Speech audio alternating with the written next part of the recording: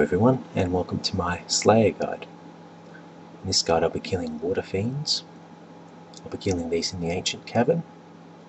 The method of attack is melee with protection from range. To kill these you'll need access to the Ancient Cavern. It's recommended that you have a weapon with a high crush attack. Waterfiends are level 115, they have 1260 health. They can hit up to 119, and their most notable drop is Crimson Charms. To kill these you'll need an enhanced Excalibur, extreme attack and strength potions, some bunyip pouches and some scrolls are optional but recommended, some prayer potions, one super restore potion, and some runes for high alchemy, a house teletab, and a ring of slaying.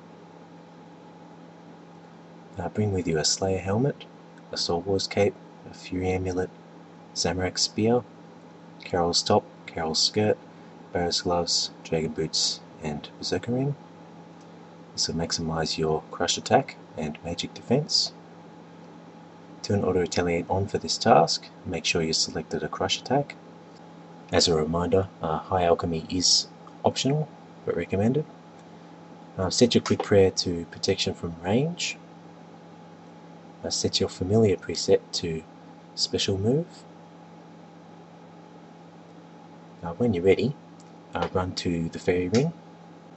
You don't have to use the Edgeville fairy ring, but it is quite convenient as it's pretty close to the bank.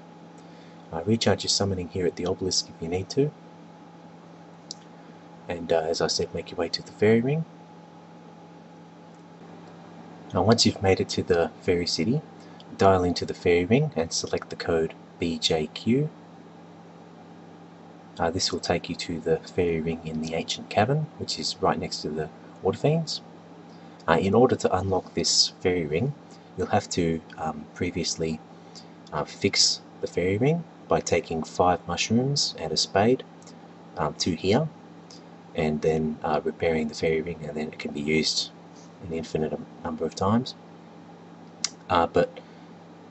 In order to get here in the first place, you'll either need to use the Whirlpool to access the Ancient Caverns, or use the Ferocious Ring teleport in order to get to the caverns as well. So you'll have to do that in the first place if you want to use the fairy ring.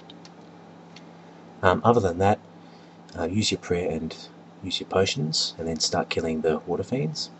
Summon your bunyip as soon as you lose some health, so that it can start healing you as quickly as it can. In this guide, a bunyip is pretty much sufficient if you have high stats.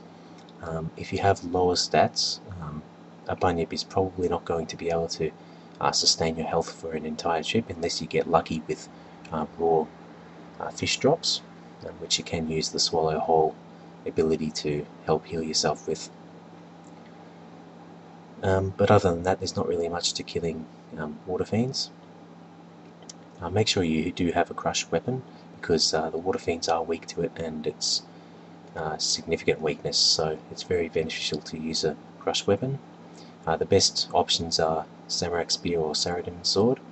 These have a good speed as well as damage, so they're the best choices.